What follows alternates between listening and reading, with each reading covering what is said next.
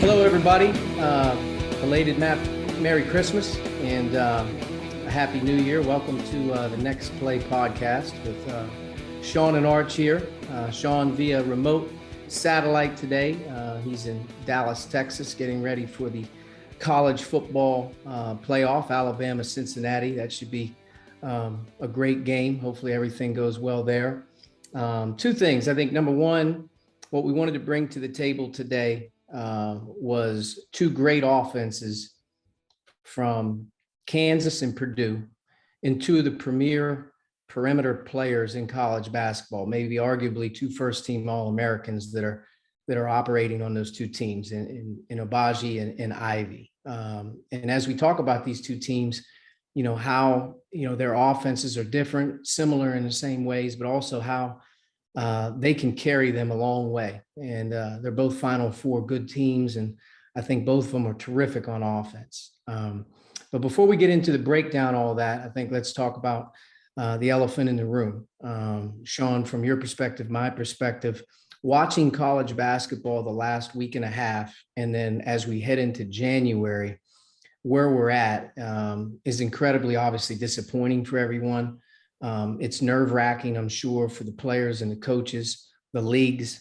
But we're at 101 teams that are on COVID pause or a stoppage as we are today. 101 teams that are unable to play at the moment as we get ready to enter conference play. And I think, one of the things that's very unique when you come back from the holiday break in general is trying to reboot your team, get your conditioning back in a quick order as you get ready to head into conference. Don't lose the rhythm that you had, or try to gain some rhythm as you get ready to get started. But this completely throws, I think, everybody into disarray. As you're getting ready to prepare, are you going to play? We were supposed to play these guys on Tuesday. Now we're playing these guys on Tuesday.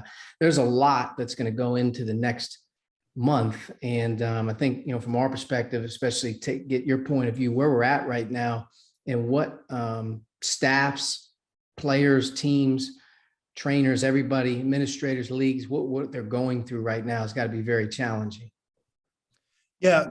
The coaches that I've talked to that, I consider friends, and, they all have different scenarios. But the one common theme that I think is good is it seems like, especially when a vaccine is a part of their players' past, is that they're not getting sick. The players, the coaches, the symptoms are either asymptomatic, or the symptoms have not been nearly as severe as maybe a year ago, some change when COVID first came, the vaccine, the booster shot. And so I think that's number one. I think the second part is, I can remember, Arch, in the summer months, starting to look forward to the Christmas break in terms of planning. Who do we play the last game before the break? A lot of people don't realize that the NCAA has a rule that no college team can practice for 3 consecutive days over Christmas. So take that into consideration. Yeah. You're already off those 3 days. So the planning of when you play your game, or when the conference you're in gives you the game to play upon your return from the break, when you bring the guys back from the break. I mean, these guys have been at it now. The players and teams, school begins, let's say late August, September, they have 3 or 4 months under the belt. They have the grueling non-conference schedule, which at this point is just about finalized, if not completed. Now everybody's pointing towards conference play. It just makes the planning almost impossible. I mean, some coaches have 2 or 3 of their key players that just aren't able to be with them, yet they're moving forward with practice and games. There are some programs like UCLA and USC that have met a complete shutdown. No practices, no games, nothing. Games canceled, plus the 3-day break. You're talking about a team that's been out for 14 to 7 days, that hasn't played a game in 3 weeks. And now you're getting ready to play them on a Thursday, Saturday to begin conference play. It just, it makes the planning almost irrelevant. And I think, when you talk about coaches having the B plan, and, you have to be innovative. You have to be able to deal with the obstacles and the adversity that hits you right now, the obstacles and the adversity, I think, are as prominent as they've ever been in college basketball. With just the, do I practice? Can I practice? Is he going to practice? Is the game going to be canceled, not canceled? And then how about the reschedule? When does that start up? You put all that in a bucket. I don't think we can judge teams right now about how good they are. I think it's unfair. Yeah, I mean, I remember a year ago at the exact same time, in the Big Ten, the contingency plan at the time was very nerve-wracking about when students would return to campus here in the near couple weeks. We have a window when no one's on campus. Maybe we should try and play as many games as we can in conference, because that's the most important games you're going to play, while students aren't there. At Indiana last year, students didn't return, I don't believe, till early February. There were some schools that were middle of January, but as a league, we kind of looked at the window and said, let's see if we can sneak some games in prior to maybe when campuses are getting ready to go through a heat wave of the virus and positive tests. It could shut a lot more down. So, we played through Christmas last year. I remember being on a bus on Christmas Day, driving to Champaign. We played the 23rd, Christmas Eve. We were together on campus. Christmas morning, we tested, we got on a bus, we went to Champaign, and then we played the 26th to get 2 in. And, I'm not sure that it really, nipped it in the bud. I know the Big Ten was testing every day a year ago at this time religiously, as was the Pac-12. But because of those protocols that weren't in place this year with daily testing every single day, you're going to have some of these pauses and shutdowns. And the fact that we're seeing so many, to me, January is going to be a test run of who can get through it, who can get healthy at the right time. Right. February, I think you'll have a better feel for, yeah. You felt the progression of teams emerging. Actually, some teams going the wrong direction. It always happens in these non-conference months of November and December. But the planning and the structure and the momentum, and some teams healthy, some teams not healthy, come back from the Christmas break and it's go time. It's not go time right now, because there's like Seton Hall and Providence last night. Providence is an excellent team, which we've talked about. So is Seton Hall. But to judge Kevin Willard, his staff, and his team on that game is just fundamentally unfair. They were missing, 7 players, staff members. They haven't played a game in 17 days. And that's kind of what we're pointing towards.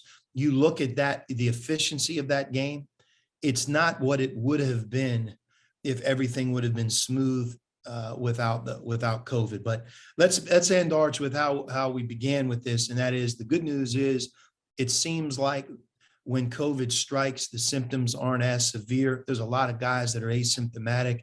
There's a number of young people and players that are moving through it quickly, 2 or 3 days, and the health and well-being of the players is number one.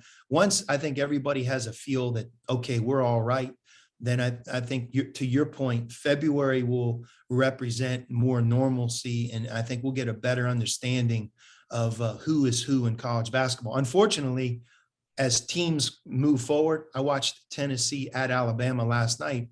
Tennessee's top 2 players did not play in the game. The game came down to the final possession, could have gone either way. But 2 weeks from now or 4 weeks from now, I don't know if anyone will even remember that the 2 players from Tennessee didn't even play. And that's kind of what we're talking about, right? That you have to be innovative. You have to be able to handle these obstacles and adversity as best you can. And it really can take its toll. Yeah, I mean, I agree with you. I think at the end of the season, resumes and all that stuff, there's going to be some teams that are vying for spots that unfortunately have went through some things without players. Hopefully they'll take that into consideration. But I agree with you. 4 weeks from right now, no one's going to understand what happened in the Alabama-Tennessee game, other than Alabama won a great conference game at home against a really good team. Boom. And then they're going to move on.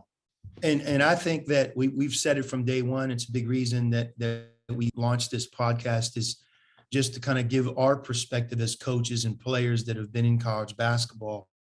November and December are not warm-up months for college basketball. They are crucial. This year, because of the COVID situation, with so much anarchy right now in these first couple of weeks transitioning from the holidays, how well your conference did in non-conference play will really bolster you moving forward. Those conferences that have done a great job. The Big 12, the Big East, the Big 10, the SEC, those in particular deserve to have the most bids because they have proven from day one that they have beaten the most teams. Yeah, no question about it. And unfortunately, there's teams like Louisville that missed opportunities because of COVID. They missed the Kentucky game. That's going to be a huge resume deal for Louisville moving forward at the end when they're evaluated in their ACC play because of where the ACC stands. The Atlantic 10 is another one I've really been looking at. Atlantic 10 had an up and down non-conference. They have a lot of teams right now that are good, but I don't know how they're going to be viewed at the end of the season because they're going to go through a lot of missed opportunities here in the next couple of weeks. So it'll be interesting, but I think things will shake out.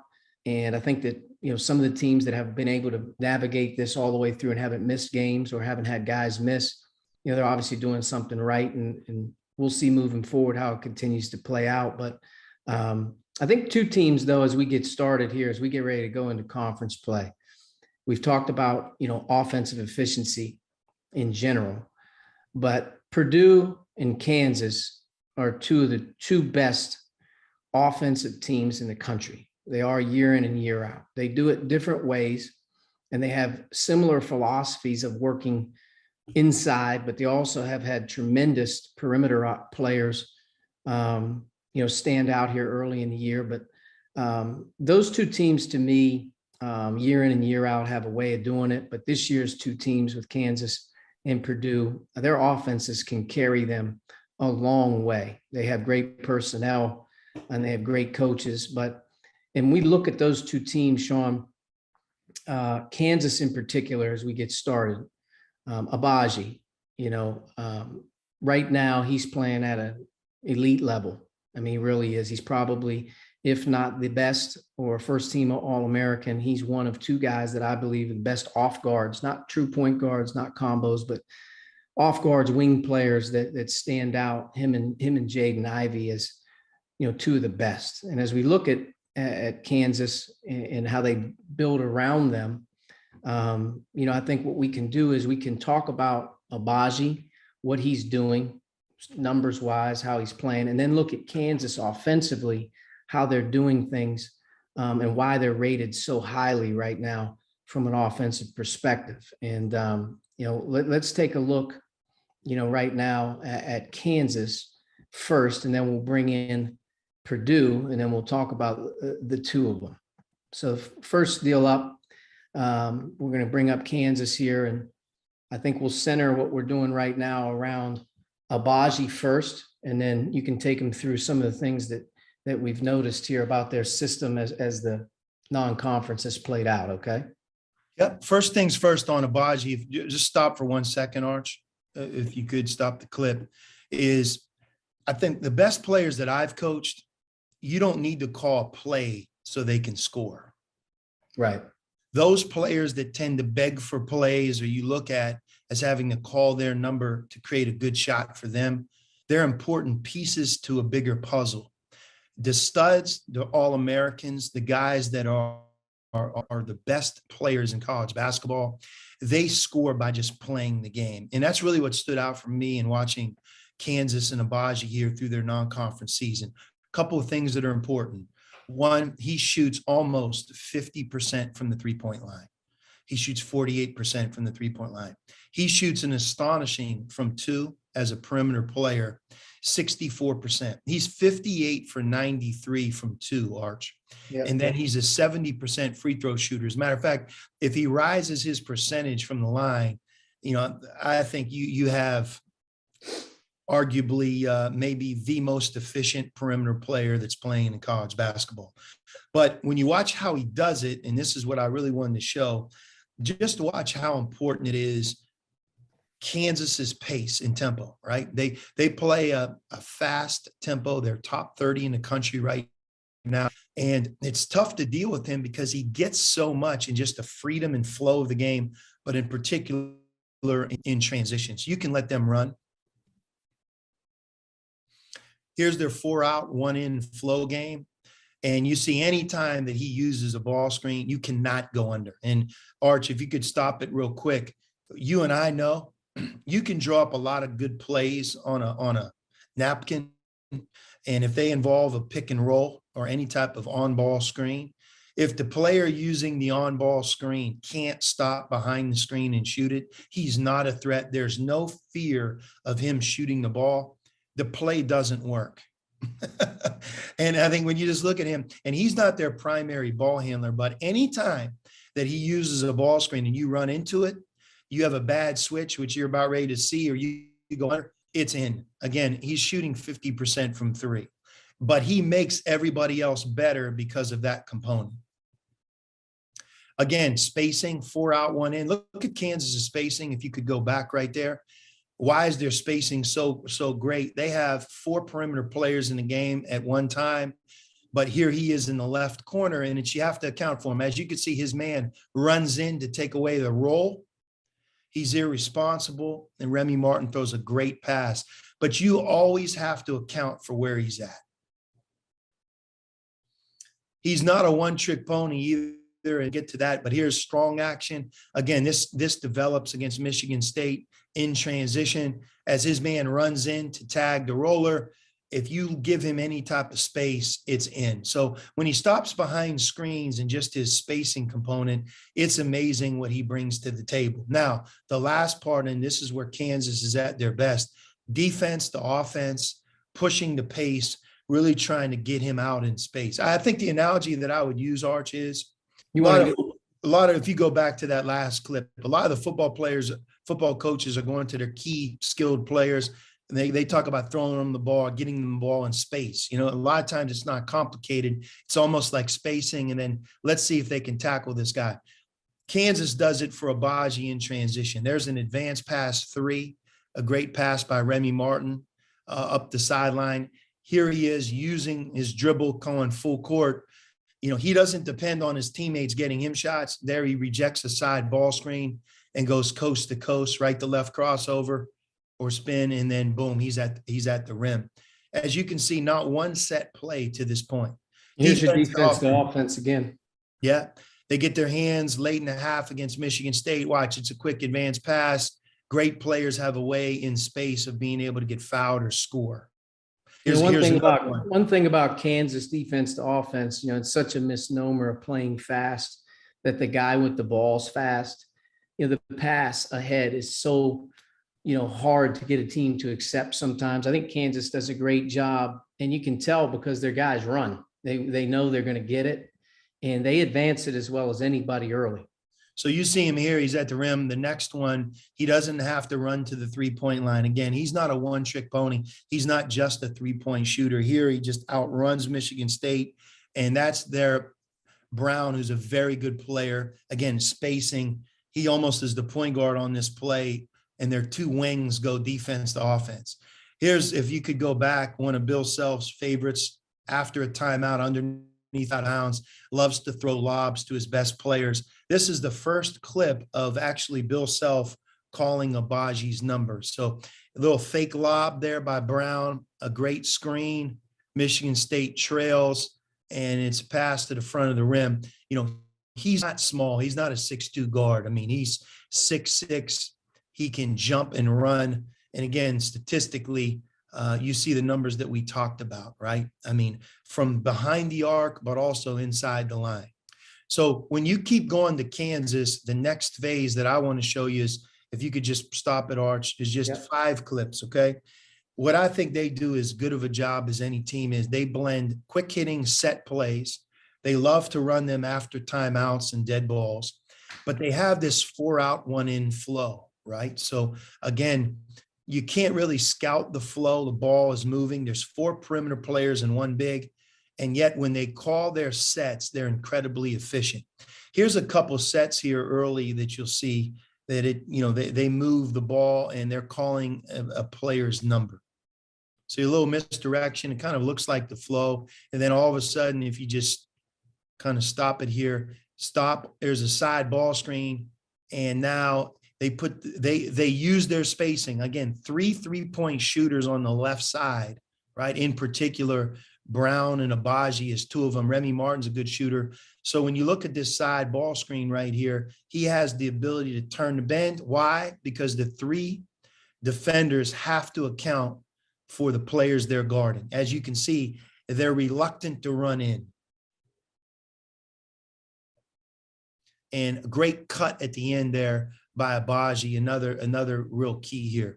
Another key when you play Kansas is anytime that you start to watch him stand in the corner, especially they're good players. In this case, we're talking about Abaji. They love to back cut him. That's a set play right there. You go one more time. It may not look like a set play, but that's the first media timeout, right, of the second half right there. He's in the right corner, a predetermined back cut lob. It's funny because if you watch Lightfoot and you watch Remy Martin, watch how they lift at the same time. They lift and they open up that baseline. So he's calling his number on this play right there. The previous play, right, was for a perimeter player on the other side. This may be just out of place. No, you're going to go this again. You can't underestimate him as an individual player. Again, we talked about defense to offense going coast to coast. So we talked about it, the blend of flow, but the blend of sets. And this is right here. When you look, McCormick is somebody that Kansas really tries to get the ball to. And yet, as he sets screens, their 4 perimeter players can all take a turn to turn the bend and score. Okay. So here's more of their set plays right here. Just a couple quick ones. This is when they love to go kind of, and Brown, a lot of times, Arch, for Kansas right now is playing the 4. Right. You could almost call him the 4. You have to guard him with your power forward, your 4-man, but he's an excellent passer. And you see it right here. Both corners showed, kind of going high to low. It's one of Kansas's bread and butters. They used Marcus Garrett in this position a lot over the last couple seasons because he's a very good passer, but it's a quick, 4 or 5 ball screen, and there's not much you can do with that one. So we talked about it, right? We've talked about Abaji in a unique and number of ways he scores the ball. But we also talked about don't sleep on their set plays. So first play, second half against Michigan State, it's a design strong action right after timeout, a high to low pass. Again, they want to utilize McCormick as much as they can. The more he can score and get fouled, the more it complements their 4 perimeter players. So you see, it's not just flow. It's not just transition or Abaji. Again, strong action. If you can go back, a staple in a way they try to get McCormick the ball is they're trying to set that side ball screen, lift the shooter, and then either the shooter takes advantage of it like we saw earlier in this edit, or they're looking to throw back and in. But these are plays, right? These are designed plays, execution, and it's so tough. You see Missouri's dilemma if you go back. Do you want to double him? Do you want to crowd him? Look at the 4 perimeter players that Kansas has on the court. And right now this season, they're playing 4 perimeter players around 1 big. And as they keep getting the ball into McCormick, the more damage he does, the more he gets fouled or scores as their 1 inside player, the lethal their offense is, because all 4 perimeter players are skilled and they have a great player in Abaji. So last 2 is their flow. And again, these are some concepts they use in their flow. Very difficult to guard here. If you go back, there's that side ball screen again, Arch. If you go one more time there's that side ball screen where, you're worried about the 3 guys on the other side, the left side of the court. And as you see, they have a little false motion and they're occupying their defender on this wing ball screen right here. When he turns the bend, they're reluctant to run in. And how many times have we shown the dribbler just goes around the screen all the way to the basket because of Kansas's spacing? Again, right now, Kansas as a team is lethal from 2. They're very good at 3, and they get a lot of drives. So if you say, what is the way they get drives in their flow? Here it is, 4 out, 1 in. The ball's going side to side. And then as Mitch Lightfoot runs up to set a screen, look at the hoop. Look at the basket area. No one's there. Remy Martin just rejects the screen, beats his man, and shoots a layup. So they have a driving component. They have a 3-point shooting component. When they use ball screens in the half court because of their skill level and spacing, they're very difficult to defend. And And they really look to get the ball to McCormick more than you realize. I'll just end with this. Kansas as a team is number 3 in America from 2. So when you're playing 4 perimeter players and you're number 3 in America in 2-point percentage, well, they're number 6 in effective field goal percentage, top 30 in the country from 3, and they take care of the ball. They play at a top 40 tempo with Abaji on the court and the structure of their sets with their flow. They're a very difficult and sometimes impossible team to defend. Yeah. And it's unique because I think Purdue has some of the same components. They have an unbelievable inside attack. Travion Williams and Zach Edey is a 1-2 punch. It's 40 minutes of constant size, power. But, Jaden Ivy has emerged. As a sophomore, Jaden Ivy has become one of the most dominant players in the country. And, I think when you looked at Abaji's numbers, they were staggering. And right with him right now on the season, Jaden is shooting 45% from 3, which is up from 25% a year ago. So he's a much different player shooting the threes, much more confident. And he's shooting almost 60% from 2 as a 6'4" combo guard as well. So you're looking at a guy that's very efficient shooting the ball and scoring. And I think, when you add in how he's doing it, and then you add in the mix of the set play execution that Purdue has in the way that they handle their inside guys, is a very tough thing to deal with. Right now, Purdue's number 1 in the country in offensive efficiency. So if you think about it, the 2 teams that we talked about, Kansas is currently number 3. Purdue is currently number 1. Mm-hmm. And they're led by these dynamic wing players in Ivy and Abaji. And I think the thing that's unique about Purdue is they're number 2 in America in effective field goal percentage.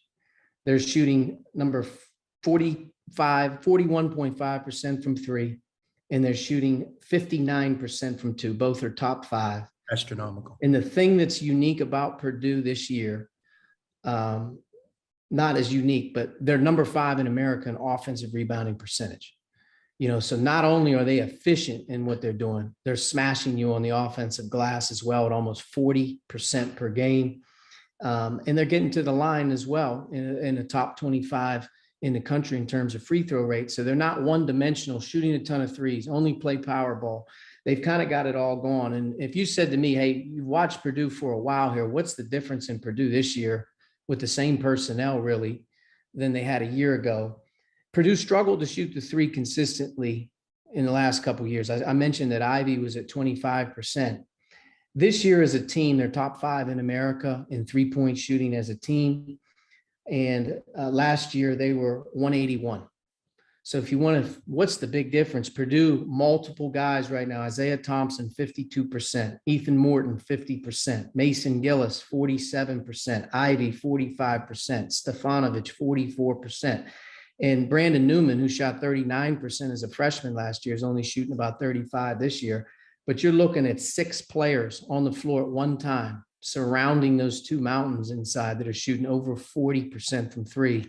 That's a big difference than they've been in a year ago. And I think when you look at Jaden Ivy, a lot like Abaji, he does it in his own unique way. And I think Purdue gets a lot of credit for being a set play team.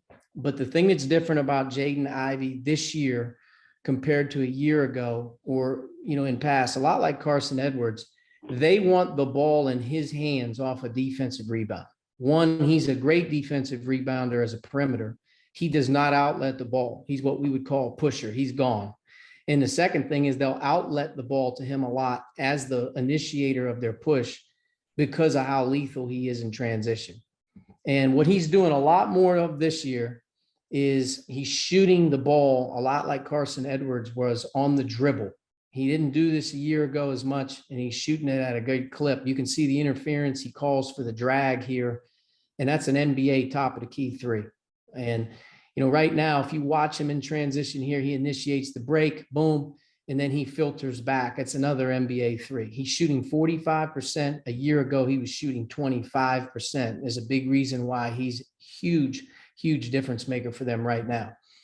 You can kind of see here as they flow, him shooting the three again. As he flows, you can tell he wants the ball, but none of these threes are coming stationary. Everything about him right now and shooting the ball is on the move or off the dribble or creating. He's not getting a lot of, stationary kick out threes. You can see side out of bounds play right out of the side out of bounds. If you go under, you already said going under ball screens on certain guys eliminates the package. If you go under a ball screen, probably a lot like we watched those clips of Abaji, he is lethal right now in stopping behind the three and making them. Doesn't matter how nice it looks on the napkin when you draw play up or the action, unless the player with the ball is a threat to stop and score behind the screen, the on-ball screening, the pick and roll action isn't nearly as effective. And one common theme right now that both Ivy and Abaji have in common, and Arch, to point out a difference in the two of them, Abaji is more dependent on his teammates in transition. Mm-hmm. He's running ahead. He's running to corners. He's running for a lob. He very rarely has the ball coast to coast. He can do it off of a turnover, a steal, whereas I think Ivy, he's the guy with the ball and he's pushing it coast to coast himself. Yeah, and you can see here, things break down in transition. Purdue's a motion team off of a miss. If things don't work a lot of the times, if Zach Edey's in the game, there are four around him. If Travion's in the game, they can actually go to five-man motion, but you can kind of see the ball's getting swung.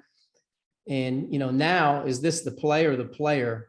This is what he's doing a lot different than he was a year ago, where Matt's given him a lot of the freedom that Carson Edwards had a few years ago, where he's creating his own and he has the freedom to take a lot of these type of shots.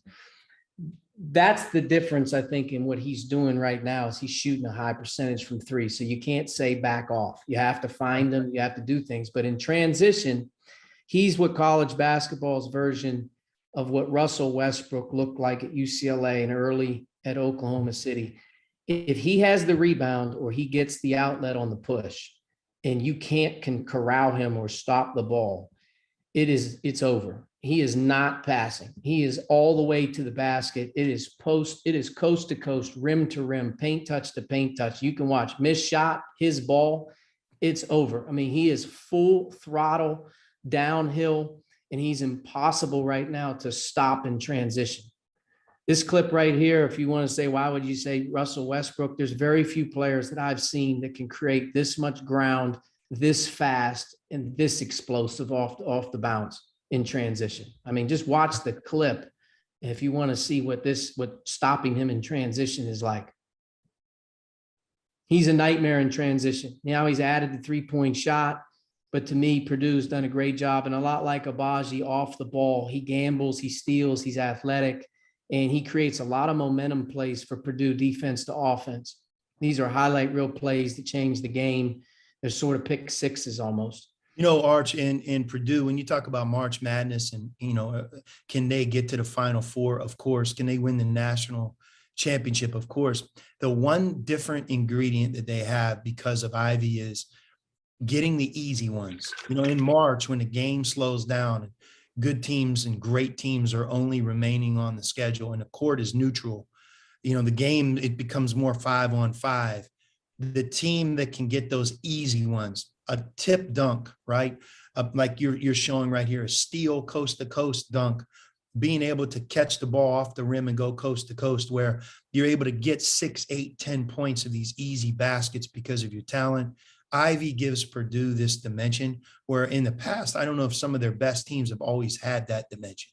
Yeah, and I think that's one of the reasons that Carson Edwards went on a huge run a few years ago, late in the year. They went to the Elite Eight. They had Virginia beat. But he was a guy that on his own, without all the action, with all the good stuff that they create, he could himself make 4 or 5. You're seeing that now. And this is the curveball when you deal with Purdue. You have an electric perimeter player who can get his own. And obviously he's doing a lot of damage right now in transition. But when they get in the half court, 80% of what they're doing is going to go inside. And they have a number of different ways that they create angles in the post. I could show Travion Williams catch the ball off the lane and take 5 dribbles and jump hook as much as you want. He's a good player and he can really pass. But the gift that Purdue gives their big guys is when they catch it, they don't have to dribble. they can lay the ball in the basket. And especially when you have Zach Edey at his size, they do a great job. You can see they run a lot of Iverson cuts, a lot of double Iverson cuts, and it creates one pass and an angle. There's not a whole lot you're going to do with Zach Edey, whether you're behind on the line, up the line, or you're in full front mode when you have 45% three-point shooters at all the positions. And it's one pass, the ball's in. Great pass. And that's the easiest 2 points you're going to get. And the other thing Matt does a great job of is his best passers are always feeding the ball. Yeah. You know what I mean? It was Dakota Mathias a few years ago. This year, right now, it's Stefanovic a lot of the times. But you can see the Iverson to the corner, the double Iverson over the top. Caleb First has a little dummy flare at the top. You can play behind, you can play on the line, but when that size is in play and they create the angle, there's just nothing you're going to do with the big fella. Yeah. Here's another half court against the zone. And again, you'll watch Travion Williams. They do a great job against the zone. You want to play them zone because you don't want to defend. You're in foul trouble. They do just as good of a job of creating the angle. He did it almost before the ball was passed. If you watch Travion Williams on the overload against the zone, side ball screen overload, duck in, watch the angle he created. And Ethan Morton, a lot like Stefanovic, Mathias, he's in the game because he does his job. He's a great feeder right down the shoot and 2 points, creating angles and throwing the ball to their front court players without having to dribble. You'll see a different version of the same overload to Edey. You have an undercut by Morton, and then you have a quick, elbow to elbow Iverson over the top. It's the same play out of a different alignment, and it doesn't matter what you do when you're this big and you angle. And the only thing their front court players do a lot of time, they don't worry about the play. The only thing they're worrying about is, how am I going to get this guy where I need to get him? When the ball hits his hands, do I have the angle? And you can kind of see right here, Gillis goes with a little sloppy flare. You have Morton cutting to the corner. Boom. And I tell you what, Arch, when I watch this, you almost get sick to your stomach. You do. You have to play Purdue because, the Jaden Ivy component by itself is a lot. It's a lot. You're talking about one of the premier players, and you could see what he gives them is he gives them pace. Purdue's playing at a faster pace, by the way. They are. And a lot of it is because I think in transition, they've given him the get-go. He has it, get it to him, do what you got to do.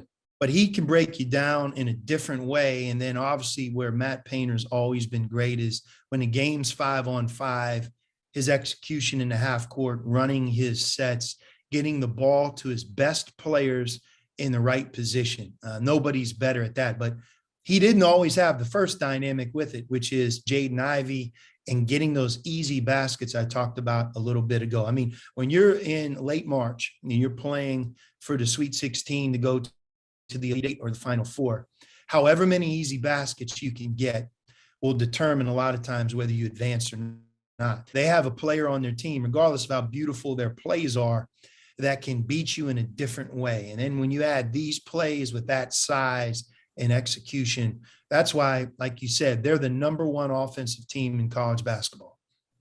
Feels like watching. Yeah. I mean, a little different version of what they're getting ready to do here, but you can kind of see, they're overloading anytime he's in the game off a different movement, whether it's Iverson cuts or overloads, but you're going to see a stagger action, which is going to filter with Gillis now filtering as the first stagger screener to the corner, and Morton, their key trigger passer, is going to catch it. And you're going to have the same screen away happening guard to guard. And you can kind of see Butler did a decent job on the entry, but it does get in. And again, it's over with those overloads. So now you move a little bit different here with Purdue. What's a second way that they're creating what we call those bingo, like just bingo plays, where it's the angle, it's the unstoppable play? To me, Purdue is as good as any in the country right now, utilizing their big players to throw lobs to them. When they move them on the perimeter, they set screens or they receive screens. A lot of the time, it's all fluff to throw the ball over the top for another easy basket. And Travion's going to pop right wing. They're going to run their normal action, and you're going to kind of see right here, Jaden Ivy's the screener, and they put their best players, whether it's Carson Edwards, Stefanovic, Jaden Ivy is the screener. they're going to hug them up. If they know you're whipping the screen or cutting over the top to beat Travion to the block, well, they cleared that side out. You whip that screen, your best screeners, your best offensive player. They overload the side and the ball side corner with a good shooter. And you can see Stefanovic, another great post feeder, lob. The play's the lob. It's not the post up. So as much as their inside game is, hey, they got good post players, it's the angles and it's the actions that they're getting these guys the easiest baskets you can get. When Edie's in the game, we used to say it all the time, lob awareness. Every single time that he sets a screen or receives a screen, the play is for him. You can see this is a multiple action. They got you moving off a stagger, and you can kind of see Eric Hunter will curl off of the first, slice, boom, slice, stagger action. He curls the first, he becomes a screener.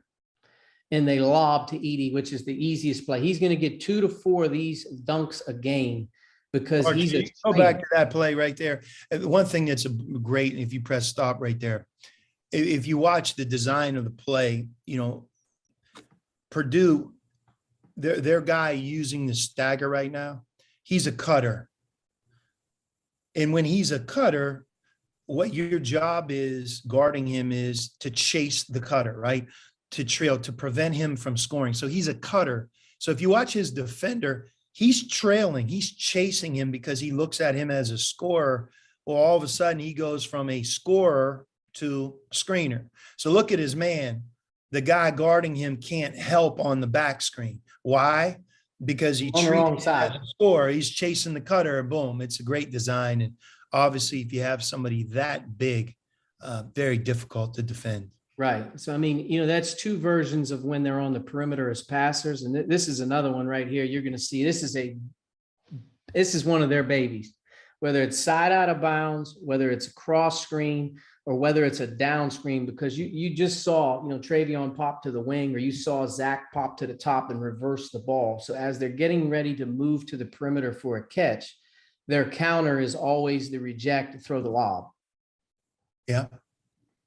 Same thing. And I can't give enough credit to obviously Purdue's designs, but the feeder is always the same on every one of their lob plays. It's Ethan Morton or it's Stefanovic.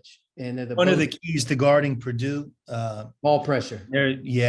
Ball pressure. They're in the half court and they're running 5-on-5 man. Yeah, it's almost to the point where you have to make. We would say the guy has to turn his back in spots. If they catch it on the wing or they catch it at the top of the key, you have to jam them. You almost have to make them turn their back. Make them a driver, high hands, ball pressure. If you don't have those components, it's difficult. Now, the last thing that I would say is you got these good post players. How are these other guys going to benefit from all the attention they're going to get? Travion Williams and Zach Edey both are very good post passers. Travion Williams is the best post feeder or the best post passer that Matt has had. He said that a number of times. And Edey's gotten to the point now where he can read the doubles and the spacing and dump it. But this is 4-6 points a game. Last night against Nichols, their 2 front court players had 12 assists at the center position. They had 30 assists on 35 field goals in the game. 12 of them came from their center. And it's always the dive. It's always the front court players diving. It's dealing with the post trap. You're going to see another one right here as they create their action. Big fella's going to have it.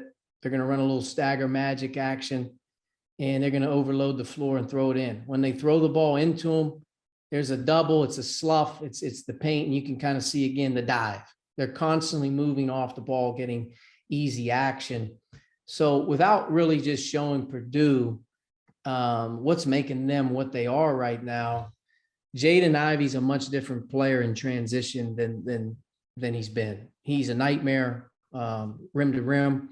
And now he's added the component where he's a 45% three-point shooter, more so than he was a year ago. And the threes that he's catching, the threes that he's making are playmaker threes. He's making hard ones. And then the elephant in the room is, what do you do with the post? Well, you have a lot of different ways to defend the post, but I tell you, Purdue's beating you a lot of angle ways, how you play the post. They can beat you on the double. And I didn't even add in the 50 clips that we could have shown those 2 big guys and their 4s, First and Gillis in particular, killing the glass. They're beating you a lot of ways, offensive rebounding, post play, 3-point line from 5 positions. And to me, they are the number one offense in the country. And what's it going to take to beat them? I really believe this as I watch them.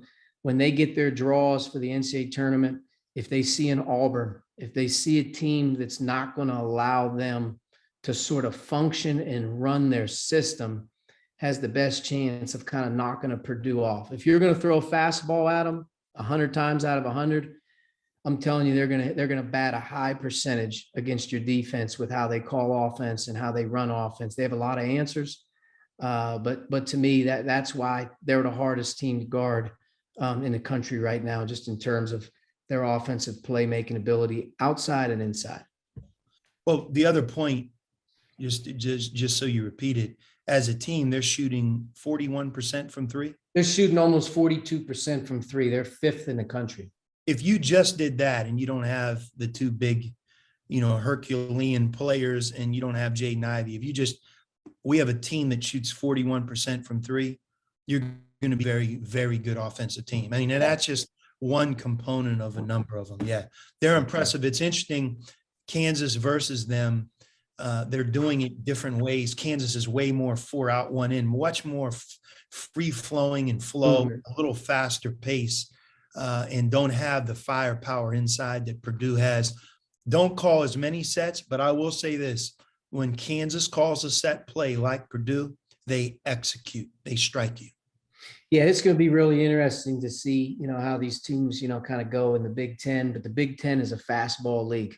It's a 95% of the time man-to-man league, and Purdue's got some answers against that stuff. And I feel like they're gonna have a path to try to win the Big Ten and get a number 1 seed. Kansas, the Big 12 obviously is very, very strong, but you can tell their versatility is built for different types of defenses versus a Baylor, how they're playing. But 2 really good offensive teams. I think if you add in Gonzaga, they're probably top 3 offenses in the country. But I feel like, to me, Purdue's the hardest team to guard because they have a lot of different ways that they can get you. And to play against Purdue effectively, you have to have a couple curveballs, whether you're trapping the post, whether you extend your pressure 3/4 court like Villanova did against them a little bit. You have to have some things that you just break their rhythm. Purdue cannot be in rhythm, or they're gonna get you at some point in time with their stuff. So two good programs, obviously 2 great offensive systems that are off to good starts. And I think as we finish up today, as we wrap up, the podcast here, as we head into this. Archie, one thing just to kind of put a period on Purdue, Kansas, is I think the other thing you just got to talk about. I think so many coaches, they admire teams that execute, and they themselves, if I'm a coach and I'm watching Kansas and Purdue, the question I ask is, how can I get the group that I'm coaching to play like that, to execute like that? What is it that our staff can do better? Remember this: experience. Yeah. There aren't a lot of first-year freshmen running around out there. And I don't care how talented they are. And, I'll use Arizona as an example. Just watching the group a year ago when a lot of those key guys were playing as freshmen, they were good players. But, man, they're a much more seasoned, experienced player as they go through it a second time. There are a number of players, whether it's Brown or Abaji, even Jaden Ivy. Jaden Ivy's not straight from high school right now. He's gone through things. I mean, when you look at their bigs, this is their 2nd year, 3rd year. Travion, right? This is his 4th year. You have talent, experience, you have a system, you have it all kind of coming together. And I would just say that part of the answer to what I asked, how do I as a coach get my teams to execute like that? It's the talent plus experience that really allows the system to be the best that it can be. Yeah, and Purdue's not playing. They're playing 1 first-year player in Caleb First, and he's doing a really good job for their team. But all those other guys are in unique roles, and they've all played in big games. They're 2nd year, 3rd year, or senior class at Purdue. So they got the makings, as does Kansas, of some older guys and some veteran guys. So point guard vision, Arch, we've talked about St. Bonaventure. They remain solid. We've talked about Colorado State. They're on a COVID pause, but they are currently still undefeated. We talked about St. Mary's, which beat Yale the other night to go to 12-3 as they now enter conference play. And St. Mary's has played as good of a non-conference schedule as their program ever has played. So I look at us as being 3 for 3. Who's number 4 in terms of that team that's a little under the radar that we have a great feel for? Well, I think what we were going to do today is probably talk about a more traditional blue blood, so to speak, that isn't maybe as under the radar, but it's not appreciated as much, is the Michigan State Spartans. What Tom Izzo has done is obviously Hall of Fame level, but the consistency at which they do it every year, year in and year out, is remarkable. Through the changes, through college basketball, through the departures, early entries, COVID, you name it, Michigan State has built their system and their style to last. It comes straight from the top with him. But, a year ago, they struggled, with COVID, and they were on the barrier of, are they going to make the tournament? They ended up making the tournament and playing in the first 4 against UCLA, and should have won the game against UCLA before UCLA made their run to the Final Four. But, Michigan State, at that point in time, I believe was about 25 straight years in a row in the NCAA tournament or whatever it is. And they didn't break their streak, and it was a big deal. But you're looking at over 2 decades in a row of not missing the tournament. You're looking at a program that's won 20 plus Big Ten titles. And this year's team came into the season as, really as least heralded as one of his groups in the last 10 years. They weren't ranked in the preseason. They didn't have a preseason all-conference player in terms of, Michigan State all-conference Big Ten, didn't have one on the roster. They added a couple point guard transfers and some new guys, but they brought back the core of their group. They lost Aaron Henry and they lost Josh Langford, who were 2 big pieces. But right now, as we normally are, as we head into January, Michigan State's about 11-2. They're heading into Big Ten play in the top 10 in the country. And they've done it with a team approach of playing between 10 and 11 guys. And they're a top 10 defense in America. They're one of the best rebounding teams in America. And, from an offensive perspective, they play a lot of guys. So there's some roster, chemistry issues at times, I think, with the turnovers. But Michigan State is primed again this year to be right there with a top 2 or 3 seed. And to me, they'll be the team that if they can beat Purdue to win the Big Ten, it'll be Michigan State. 1, because of their depth, and 2, because just their culture in terms of what they have going on there. The other thing I like about Michigan State is the teams that are dual threat. We talk about 2-way players in basketball. Yeah. The 2-way teams, the team that can beat you on a given night with their defense, and a team that can beat you on a given night with their offense. Through the long course of the season, you lose the efficiency for whatever reasons. And this year, because of COVID, injuries, rescheduling issues, but Michigan State can do it on both sides. Right now, they're balanced top 25 on both offense and defense. And that's always good when you see one right next to the other, because that means they're built to last. Now, they have a good team as they head into the Big Ten. Like I said, right now, if their turnover percentage on offense can come down just a little bit, as they keep going here, they're going to be tough to beat. They're going to be right there at the end of the season, like they always are. So Michigan State, I don't know if as many teams have been as consistent over time, but I think right now, Michigan State right now has had a very quiet November and December. And as they head into January, they're primed to have another very deep run. Yeah. So and you know what? I got Alabama over Cincinnati. And kudos to Luke Fickell for the amazing job he's done. But Roll Tide and the team, Michigan over Georgia. It's Alabama, Michigan for the national championship. I'm down here. Who's your pick? I'll be Who's your taking pick notes. To win it all? I'm not there yet. I'll be taking notes, Arch, and making sure that I see the intricacies of how things are being done. But Roll Tide.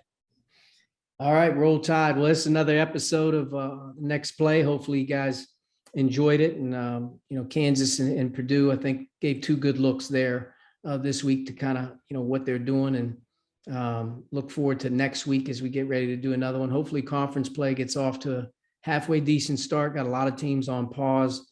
crossing our fingers, but I think within the next couple weeks, 2-3 weeks, end of January, hopefully we have a lot more teams in a rhythm, and we're getting going again here towards March. Signing off. All right. Thanks. Thank you.